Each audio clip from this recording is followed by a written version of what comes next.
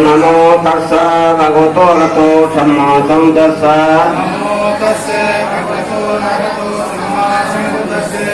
पाणातिपाता वैरमणि सिक्खापदं समादयामि। अदिनदाना वैरमणि सिक्खापदं समादयामि। कामेषु मिच्छाचार वैरमणि सिक्खापदं समादयामि। मुसावादा वैरमणि सिक्खापदं समादयामि। सुरा मेरे मद्यपान ठाना वैरमणि सिक्खापदं समादयामि।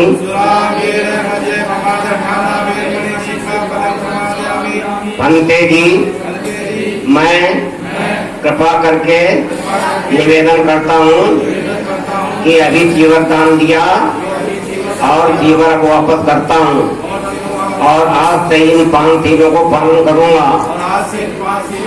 साधु साधु साधु। आप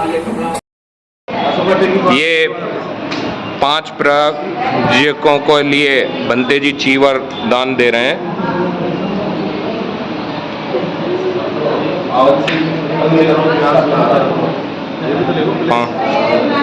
पंचशील बुद्ध विहार में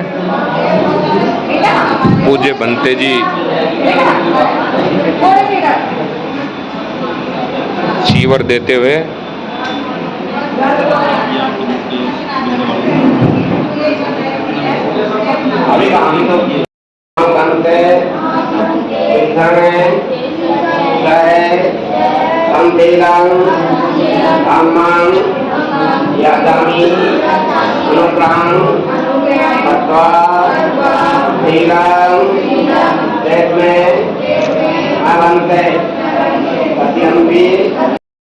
भगवतो अरहतो सम्मा सम्बुद्दस्स। नमो तस्स भगवतो अरहतो सम्मा सम्बुद्दस्स। नमो तस्स भगवतो अरहतो सम्मा सम्बुद्दस्स।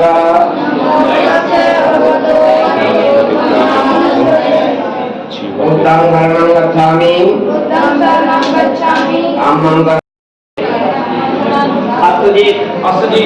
अश्वजीत अपना याद रखना। और वार्डन कौन दिए? वार्डन तुम्हारा नाम कौन दिए? और तुम खड़े हो। महानाम। महानाम मेरा नाम क्या है? हाँ वक्फ। वक्त हाँ अभी बताया तो। हाँ तुम्हारा नाम क्या है? अभी तुम्हारा वक्त भद्दिए वक्फ और अश्वजीत कौंडिये। अश्वजीत महानाम और कौंडिये ये 5 परिव्रजक हैं। तथागत भगवान बुद्ध ने सारनाथ के अंदर वर्गीय भिक्षुओं को पहला उपदेश दिया। संघं शरणं गच्छामि। संघं शरणं गच्छामि। संघं शरणं गच्छामि। धम्मं शरणं गच्छामि।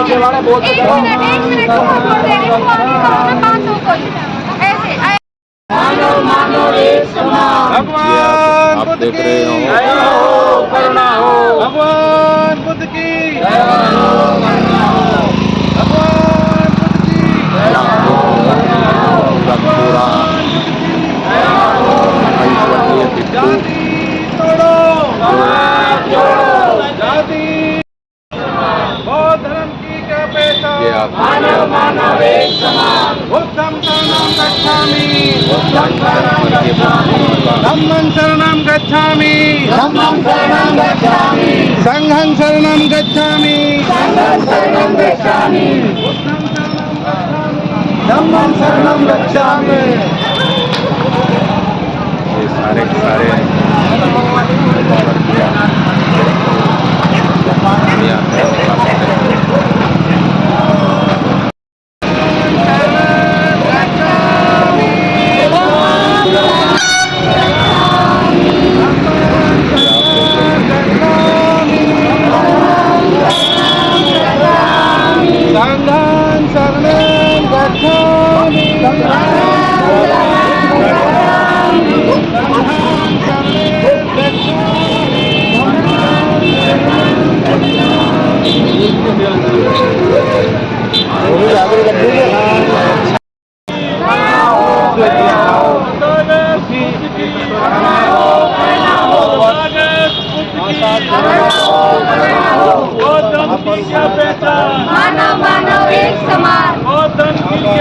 पहचान, मानव मानव एक समान, गौतम की क्या पहचान, मानव मानव एक समान, गौतम की क्या पहचान, मानव मानव एक समान, तथागत बुद्ध की, दया हो करुणा हो, तथागत बुद्ध की, दया हो करुणा हो, सम्यक संबुद्ध की, दया हो करुणा हो।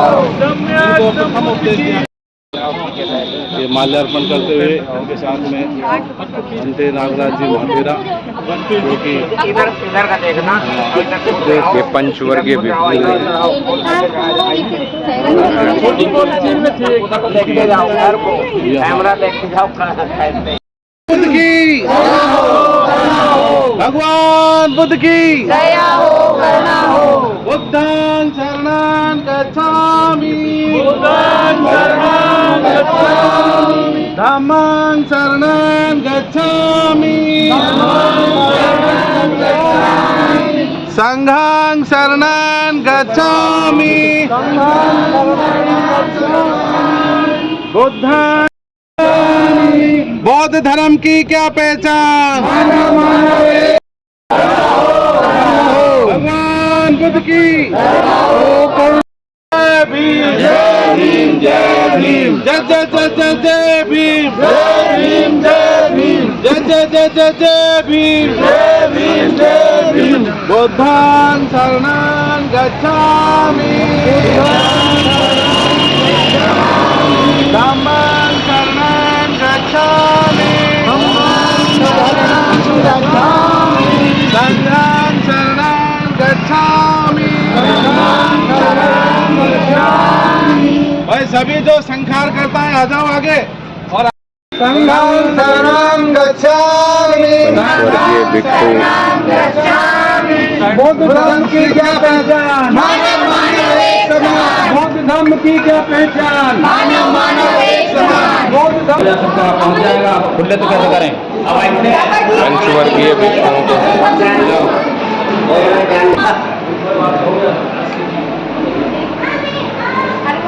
ये पंचवर्गीय भिक्षुओं को दान देते हुए भिक्षुओं को दान देते हुए पंचवर्गीय भिक्षुओं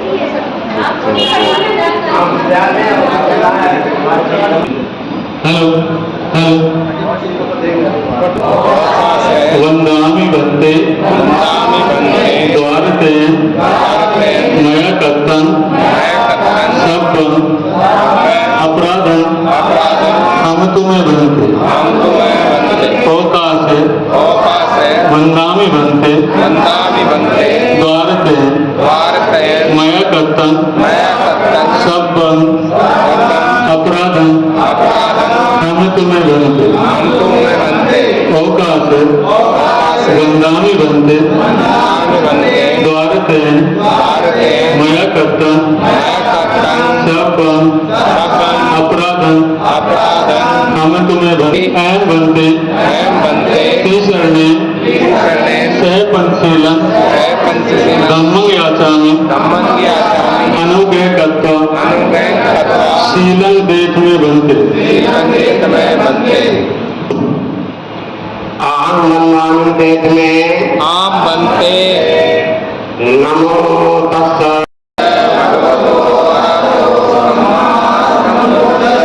नमो तस्सै भगवतो अरहतो सम्मा सम्बुद्धस्सै नमो तस्सै भगवतो अरहतो सम्मा सम्बुद्धस्सै बुद्धं शरणं गच्छामि धम्मं शरणं गच्छामि संघं शरणं गच्छामि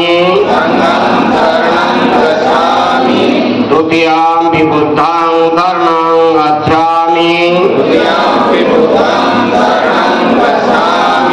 तृतीयं धम्मं शरणं गच्छामि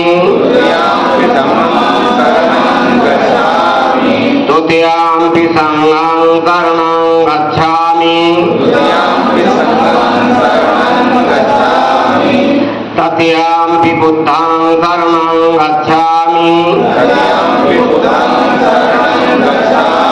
तृतीयं धम्मं सिक्खापदं सिक्खापदं समादयामि।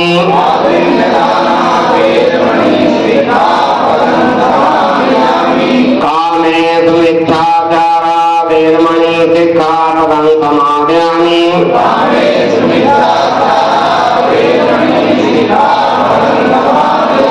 मूढावादा वेरमणि सिक्खापदं समादयामि।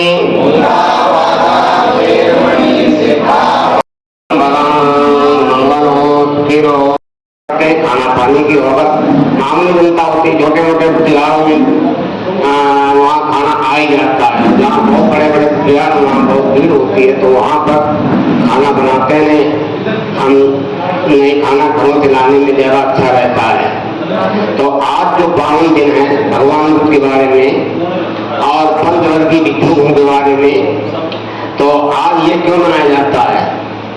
भगवान बुद्ध का जो आषाढ़ी पूर्णिमा के दिन अपनी माँ के पेट में गर्भ धारण किया था, उनको घोषणा की थी, उनका नाम था कपिल।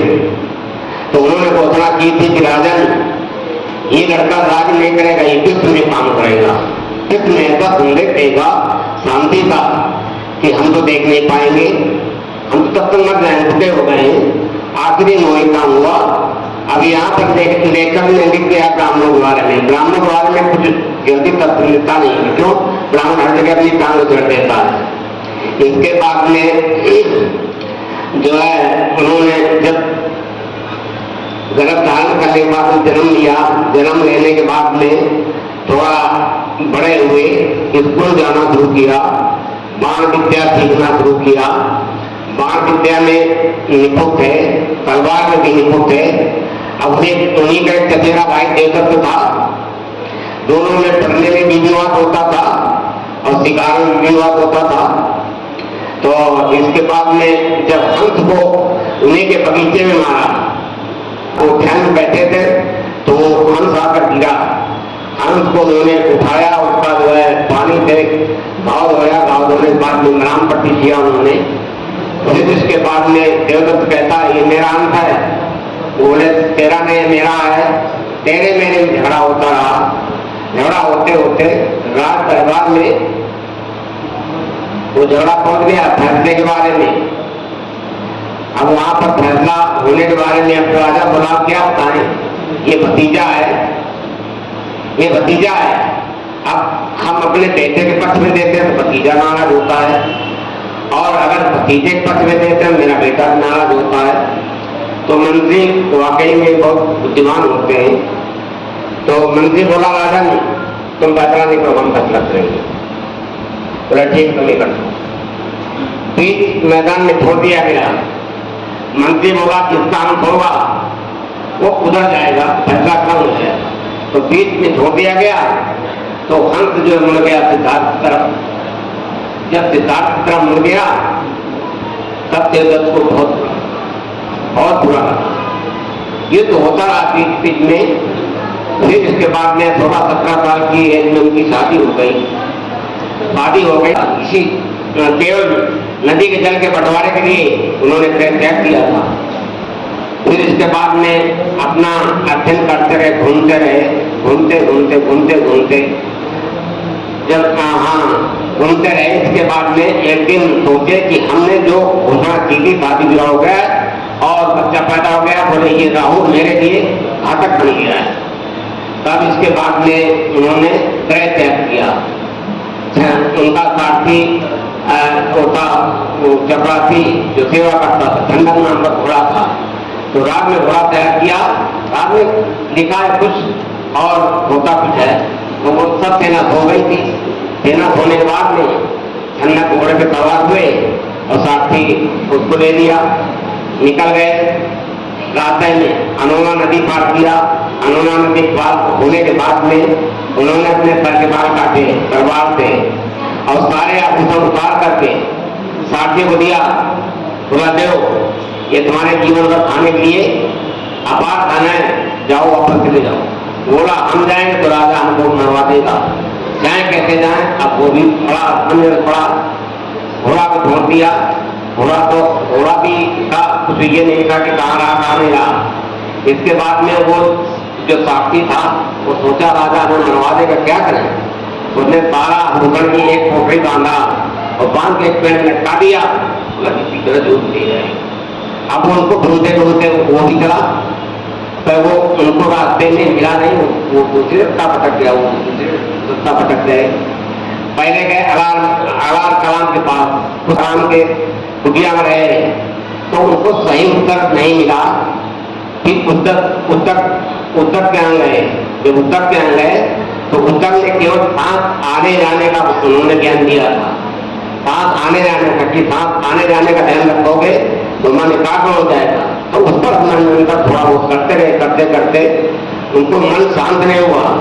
वो सुजाता नाम की लड़की थी पोलियो की, तो उसने प्रश्न के लिए बोला था कि हमारे पहले बार जो है पुत्र पैदा होगा तो हम खीर दान करेंगे। तो पहले उसके जो है सुजाता के पुत्र पैदा हुआ। फिर पूनम नाम की दादी थी, बोली जाओ उस वृक्ष के नीचे सफाई करिए, हम आज भोजन करेंगे। पूर्णिमा का दिन था, वो कई काफी सफाई कर रहे थे, देखा संभाल बैठे थे, पहले चली सफाई कर दिया। सफाई करने के बाद में आई, बोली महारानी आज भगवान को बिल्कुल साथ साथ बैठे इतने दिन हो गया आपको पूजा करते करते, हमको भगवान को नहीं मिले, तो बोला कि जो भगवान साथ साथ बैठे हैं। बोला ना हम मुझे देख लो। जब सुजाता कहीं देखने कह दिया था कि अगर जो है भगवान साथ साथ बैठे होंगे तो आके तुम मेरे लिए मुक्त हो जाएगी, मेरी दादी नहीं रहेगी। जब जाग देखा तो हकीकत में बैठे थे, वो बड़ा प्रसन्न हुई। अब देखा तो है कि जो है इस ज्ञान को मैं दूसरों को बताऊं या नहीं बताऊं, बड़े कंफ्यूजन थे। तथागत बुद्ध ने बार बार उसके बारे में सोचा कि मैं जिसके तो मेरी जो मेहनत है वो बेकार चली जाएगी, इससे उनका कुछ भला नहीं होगा। तो ब्रह्म जो संपत्ति है वो उनसे निवेदन करते हैं कि तथागत संसार है जो बड़े दुष्चक्र में फंसा हुआ है, जो ब्राह्मण ग्रंथ हैं उनके माया जाल में फंसा हुआ है, इसलिए आपसे निवेदन है कि आपने जो संबोधि प्राप्त की है कृपया करके उसको संसार के लोगों को दें। जो ज्ञान आपको प्राप्त हुआ है उस ज्ञान से आप दूसरों को कैसे वंचित कर सकते हैं, ये तथागत आप अपने जो संबुद्धि का ज्ञान है उसको दूसरों को प्रदान करें। इसी उपलक्ष्य में तथागत बुद्ध हाँ कर लेते हैं और परम संपत्ति पप अर्शदीप और महना उनको ढूंढते हुए आते हैं। तो पांचों परिव्राजक जो ये सामने बैठे हैं जिनके प्रतीक के रूप में, वो सभी कहते हैं कि ये तो हमारे साथ छोड़ के चले गए, हम इनका आदर सत्कार नहीं करेंगे।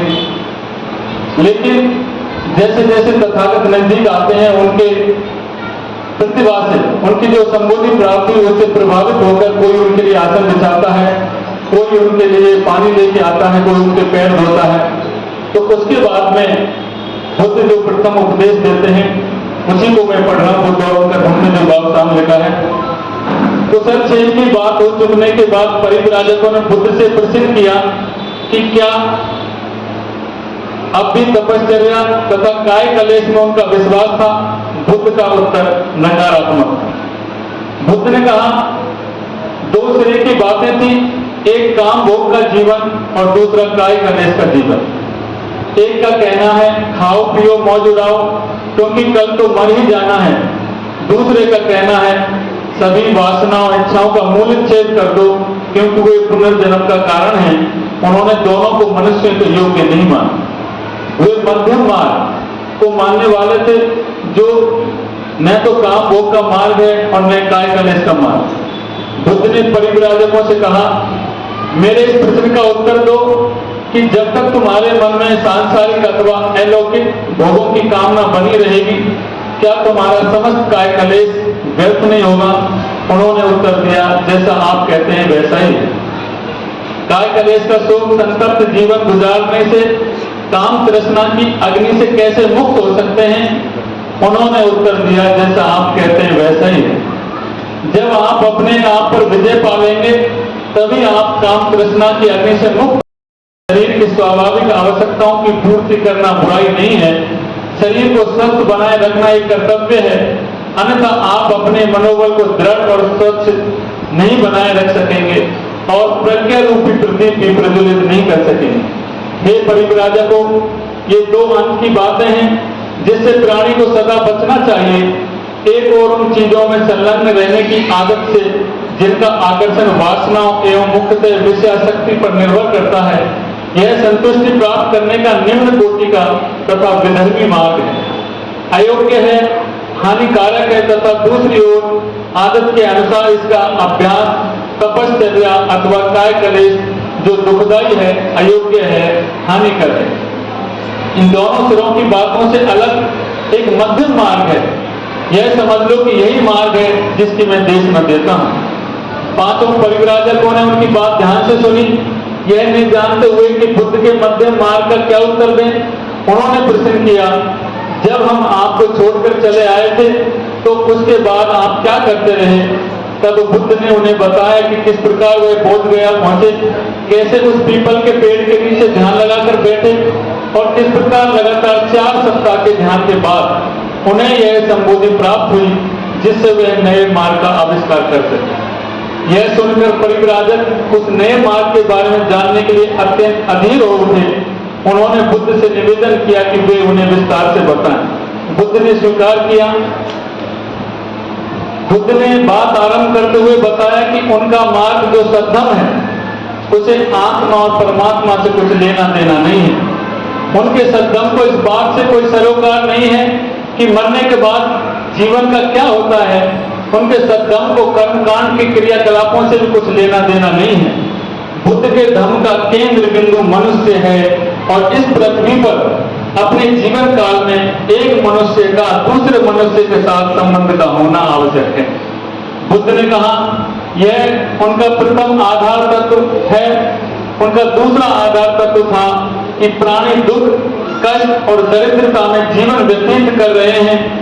संसार दुख से भरा है और धर्म का उद्देश्य मात्र यही है कि संसार के इस दुख को कैसे दूर किया जाए। इसके अतिरिक्त सद्धम और कुछ नहीं है। दुख के अस्तित्व की स्वीकृति और दुख को दूर करने का मार्ग दिखाना ही उनके धर्म का आधार है। धर्म के लिए एकमात्र सही आधार और औचित्य हो सकता है। जो धर्म इस बात को स्वीकार नहीं करता वह धर्म ही नहीं। हे परिव्राजकों, वास्तव में जो भी समण यह नहीं समझते कि संसार में दुख है और उस दुख को दूर करना ही धर्म की प्रमुख समस्या है, मेरे विचार में उन्हें समण ही नहीं मानना चाहिए। न ही वे समझने वाले हैं और न ही ये जान पाए हैं कि इस जीवन में धर्म का सही अर्थ क्या है।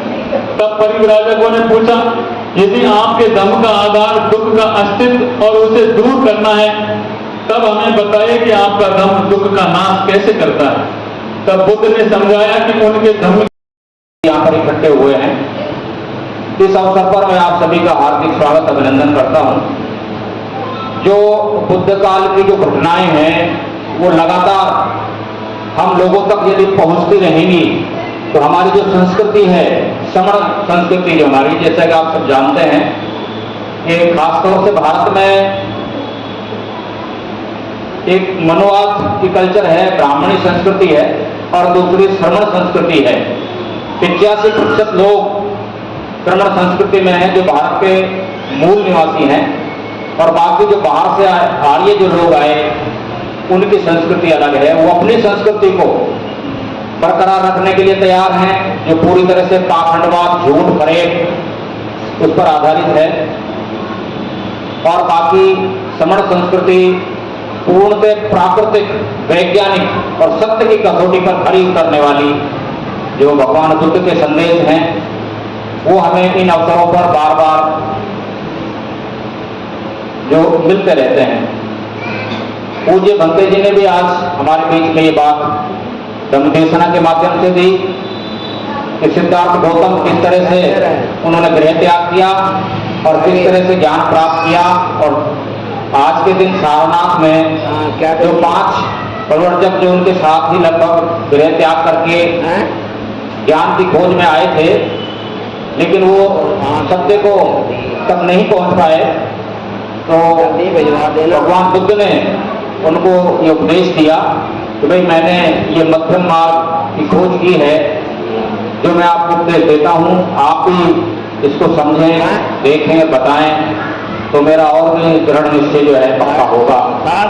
तो वो आज के दिन हमारे परिवर्तन दिवस है, आषाढ़ी जो मास की पूर्णमासी है, आज के दिन जो वर्षा पाकमंड हो जाता है, तो वर्षा ऋतु चालू हो जाती है। सबसे पहले तथागत भगवान बुद्ध बोधिसत्व बाबा साहब को पंचांग प्रणाम। हमारे बीच में पंचवर्गीय भिक्षु संघ और पूज्य बनते जी, इनको भी पंचांग नमन। सभी उपासक उपासिकाएं, अभी मैं सीधा बाकी सारी बातें बहुत साहब ने बता दी हैं, लेकिन 2-3 बातें जो अभी जैसे अच्छा भी नहीं लगता बीच में टोकना, लेकिन मैंने उसके लिए क्षमा प्रार्थी हूँ, लेकिन मैंने बीच में कहा क्योंकि कई चीजें गलत को हम बार बार कहते हैं तो वो दिमाग में गलत ही बैठ जाता है। जैसा कि तथागत भगवान बुद्ध के बारे में कहा जाता है कि इन्होंने जो गृह त्याग किया, ये इसलिए किया कि इनको जो पहले ही इनके पिता ने दूर रखा, किससे? रोगी से और मृत्यु से और वृद्ध से, इनको इन्होंने देखने नहीं दिया। क्या ऐसा संभव है कि कोई बच्चा जन्म ले इस दुनिया में और वो बुजुर्ग को नहीं देखे, मृत्यु को नहीं देखे, रोगी को नहीं देखे? ऐसा संभव है क्या? तो भगवान बुद्ध, हमारे बोधिसत्व बाबा साहब ने इस चीज को खारिज किया और उन्होंने कहा कि ऐसा संभव ही नहीं है कि कोई व्यक्ति दुनिया में आए और इन चीजों को नहीं देख पाए। तो उसका खंडन किया और उन्होंने बताया, और ये इतिहास में है, साक्ष्य है, इसके प्रमाण है कि तथागत भगवान बुद्ध ने जो गृह त्याग किया उसका कारण था कि जो संघ था, जैसे अभी जिक्र आया समण संघ, जो उस समय साक्यों और कोलियों के संघ थे अलग अलग, तो साक्य जो संघ था उसके ये सदस्य बन गए। सदस्य बनने की कोई यही शर्त होती है कि ये जो जन्म लेता है वो उसका मेंबर होता है। तो ये साक्य संघ में जब आने जाने लगे, साक्य संघ की बातों में भाग लेने लगे, निर्णयों में भाग लेने लगे, तो साक्य और कोलियों को रोहिणी नदी के जल बंटवारे को लेकर झगड़ा हुआ। जैसे बंदे जी का युद्ध हुआ, उस युद्ध इन्होंने कहा कि ये लड़ाई रोक दो, हम जल का बंटवारे का कुछ समय के लिए रोक दो, इसका झगड़ा समाधान ढूंढेंगे। और इन्होंने वो युद्ध को, जो साक्य संघ का निर्णय था अब युद्ध होगा, उसका इन्होंने विरोध किया। एक तरह वीटो पावर थी इनके पास में, तो इन्होंने युद्ध को रोक दिया। तो संघ ने निर्णय किया, भाई तुमने संघ की बात को नहीं माना है, तुमने युद्ध को रोका है, तो इसकी सजा होगी। सजा क्या होगी? या तो तुम्हें मृत्युदंड मिले, या तुम्हारे परिवार की जितनी भी आय है वो संघ को दान आए, यानी पूरा का पूरा परिवार का जीविका के संसाधन जब्त कर लिए जाए। तीसरा था कि तुम्हें एक तरह से प्रवज्ञा लेकर यहां से देश निकालने की सजा दे दी जाए। तो इन्होंने चर्चा की परिवार से, भाई परिवार खाएगा क्या अगर परिवार की आय चली जाए? मृत्युदंड ले लूंगा तो उसके बाद बचेगा क्या? तो इससे अच्छा है कि मैं देश निकाले की सजा को स्वीकार करूं। और इन्होंने जो उस जमाने में सामने श्रमण संस्कृति थी, एक तरह से भिक्षु बनने का इन्होंने रास्ता अपनाया और इन्होंने देश निकाले की जो सजा थी उसको स्वीकार किया। और उसके बाद इन्होंने जो श्रमण संस्कृति, क्योंकि उस जमाने में देश निकाले का मतलब है जो संन्यास जीवन अपनाना, तो सन्यासी बने और इन्होंने ये मार्ग जो था उस समय, जो ये पीड़ित थे, जो ये दुख था, उसका समाधान ढूंढा। और समाधान आपके सामने अभी जो बताया प्रथम उपदेश में, ये समाधान था। तो तथागत भगवान बुद्ध के बारे में बहुत सारी चीजें, जैसे उन्होंने जब बैठे और वहां पर बौद्ध गया के अंदर, तो उन्होंने प्रण किया, वो जो निरंजना नदी है, आज भी नदी बहती है वहां पर, उस नदी के किनारे बैठे और जो सुजाता खीर लेकर आई थी तो सोने के पात्र में, तो इन्होंने कहा कि यदि मुझे ज्ञान प्राप्त होगा तो ये उल्टी दिशा में जाएगा। तो उसका भी बाबा साहब ने समाधान किया कि पानी के विपरीत दिशा में कैसे बह सकता है, बह सकता है क्या? तो उस समय जो जल का नाग है, नाग होता है ना जल में पानी का नाग, उन्होंने उसको पकड़ा और वो विपरीत दिशा में चलता है और उस सोने के उस कटोरे को लेकर के विपरीत दिशा में चलने लग गया। तो उनका कसम भी पूरी हो गई, क्योंकि उन्होंने सोचा, उन्होंने तो उल्टा ही सोचा, क्योंकि दुनिया में दूसरा ज्ञान था, मंत्र तंत्र और इस तरह के ढोंग डबोचले, वध था, यज्ञ थे, उनका खंडन किया। तो भगवान बुद्ध का मार्ग ही बिल्कुल उल्टा था उस जमाने के अनुसार। अब जो उसे वो लोग उल्टा कहते हैं, हम लोग सीधा कहते हैं, उनके लिए तो हमारा मार्ग उल्टा है ना। हम जब बात करते हैं तो वो तो कहते हैं यार ये तो सब विरोधी है। हम जब कहीं अकेले में भी बात करते हैं, स्टाफ में भी बात करते हैं, तो हमारी बात को क्या कहते हैं, यार ये तो पता नहीं उल्टी उल्टी बात करता है, एक ही में बात सीधी नहीं है। तो हमारा मार्ग भाई उनकी नजर में उल्टा है, हमारी नजर में सीधा है। तो भगवान बुद्ध ने उस जमाने में भी कहा अगर मेरी बात मुझे ज्ञान प्राप्त होगा तो ये कटोरा भी उल्टी दिशा में बहेगा, और वो उल्टी दिशा में बहा, जिसका बुद्ध एंड धम्म में बाबा साहब ने समाधान किया कि वो क्यों बहा। अब उसको कोई अंधविश्वास से जोड़े तो जोड़े, उसका कोई इलाज है नहीं, लेकिन हर चीज को भगवान बुद्ध ने और हमारे बीच में तो बाबा साहब ने प्रैक्टिकल में लाके दिया। ऐसा इसलिए हुआ जैसा अभी बंते जी ने कहा, ये जो नाग थे, आपने अपने घरों में भी देखा है ना, 5 नाग। अभी भी हमने देखा है हमारे बुजुर्ग महिलाएं एक नाग पंचमी के दिन 5 नाग बनाती हैं, और हमारे समाज में ये जरूर होता है, तो उसका बनाती है काले का और उसको पूजन करती हैं और कहती है कि 5 नाग है। वो कौन से नाग हैं?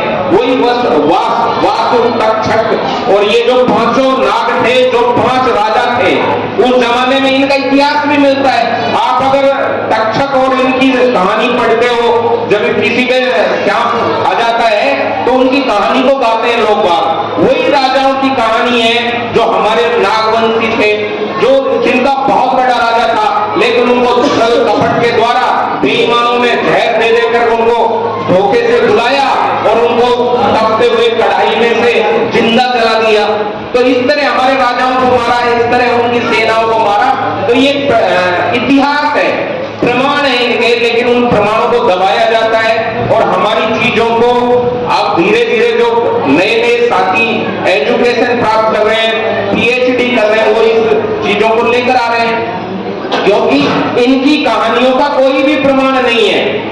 अभी जैसे बात करते हैं कि भैया देवी देवता तो बहुत प्राचीन है, जैसे बहुत सारे कहेंगे ना प्राचीन है। अब इनसे सीधा सवाल कर ले कोई, भाई तुम्हारी रामायण गीता इनमें जो चित्र तुम देख रहे हो, सरस्वती के चित्र है, भगवानों के चित्र है, तो भैया अगर ये पहले के हैं तो इनके कपड़े कहां से आ गए? ये तो नंगे होने चाहिए कि नहीं होने चाहिए? भाई कपड़े का आविष्कार तो हुआ है बहुत, यानी कि 8वीं 7वीं शताब्दी में। उससे पहले तो हाल के कपड़े पहनते थे या पहले और पहले नंगे रहते थे। तो भाई ये कपड़े जब आया ही बाद में, तो तुम बात कर रहे हो कि ईसा से भी पहले, बुद्ध से भी पहले, उससे पहले के ये चित्र है, भगवान है। तो ये तो भैया चित्र ही बाद में बने, ये तो 1213 में तुमने चित्र बनाए, बुद्ध की नकल कर करके तुमने मूर्तियां बनाई हैं। तो फिर पूरी काल्पनिक जो चीजें हैं उनको ये प्रमाणित मानते हैं, और जो प्रमाणित हैं, जो यथार्थ हैं, जिनका इतिहास है, उनको ये लोग उल्टा कहते हैं। तो हमारे लोग अब समझ रहे हैं और हमारे लोगों को इसको प्रैक्टिकल में समझना चाहिए।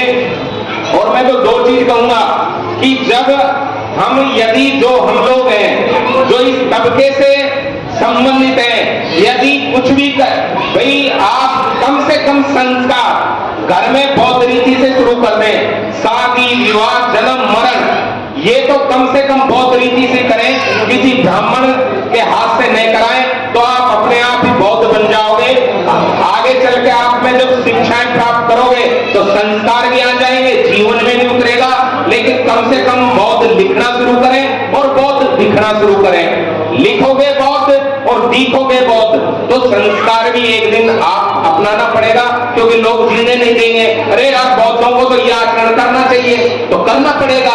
तो कम से कम पहले लिखना और सीखना दो काम शुरू कर दें। आचरण तो लोग मार मार के वैसे हवा देंगे, भैया बौद्ध ऐसे रहते हैं, ऐसे रहो, झूठ मत बोलो, चोरी मत करो, नशा मत करो। तो ये हमें अपना लेना चाहिए और इसमें कतई देर नहीं करनी चाहिए। जय भीम, नमो बुद्धाय। परम सम्मानीय शंकर लाल जी ने बहुत ही गहन जानकारी हमें दी और निश्चित रूप से इनका जो ज्ञान है बहुत गहन है और ऑथेंटिक बात ये करते हैं, प्रमाण देते हैं बाकायदा, और इनकी बातें सोचने को मजबूर कर देती है कि वास्तव में ये जो कह रहे हैं बिल्कुल सही है, क्योंकि तथ्यात्मक प्रमाण ये देते हैं और जो कि इनकी बातें वो खरा उतरती है तो उन पर हमें विश्वास भी होता है।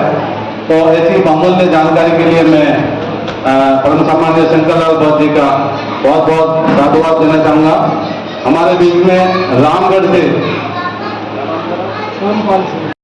जितने भी सदस्य नहीं है, जरूरी नहीं है हर आदमी सदस्य है, लेकिन बहुत सारे भाई हमारे ऐसे हैं जो कि यहाँ आने के इच्छुक हैं और बुद्ध पर और बुद्ध धर्म पर विश्वास रखते हैं। तो मैं उनसे एक निवेदन करता हूँ कि आप जो भी हमारे फंक्शन होते हैं, जो भी बुद्धों के त्योहार होते हैं, उन त्योहारों पर तो पूरे परिवार को लेकर के अवस्था है, लेकिन सबसे बड़ा कार्य मैं ये मानता हूँ सभी भाइयों को लेकर कि आप हमारे परिवार को लेकर, आप सभी परिवार को लेकर जितने भी गांव हैं, अलवर की बस्तियां हैं, अलवर के लोग हैं, हमारी जाति के लोग हैं, दूसरी जाति के लोग हैं, हमारे सभी सदस्य एक दिन निकाल करके, महीने में निकाल करके या 15 दिन निकाल करके या 8 दिन निकाल करके मतलब बौद्ध धर्म का प्रचार करें और बौद्ध धर्म के सदस्य बनाएं। जब तक हम बाबा साहब के मार्ग को पूरी तरह से नहीं अपनाएंगे, अपनाने का हमारा उद्देश्य है कि अधिक से अधिक बौद्ध बनाना। अगर बौद्ध नहीं बनेंगे तो बाबा साहब का मार्ग अधूरा ही रहेगा। जब हमारे बौद्ध अधिक संख्या में होंगे तो हमारे लिए हर चीज आसान हो जाएगी, चाहे कोई नेता का काम हो, चाहे कोई बड़े काम का काम हो, चाहे कोई सत्ता की बात हो और कहीं भी कोई फंक्शन हो, लेकिन अधिक से अधिक बौद्धों की संख्या बढ़ानी है। ये नहीं है हमको अम्बेडकर वाले होंगे, हमको कुछ आगे करना चाहिए। नमो तस्सै भगवतो अरहतो सम्मा सम्बुद्धास्सै।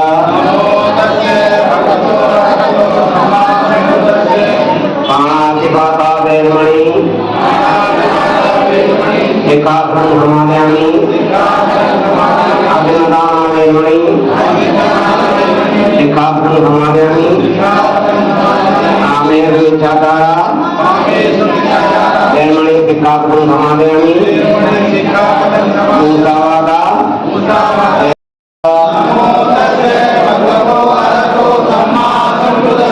सत्ते सत्ता सुखे ओंधो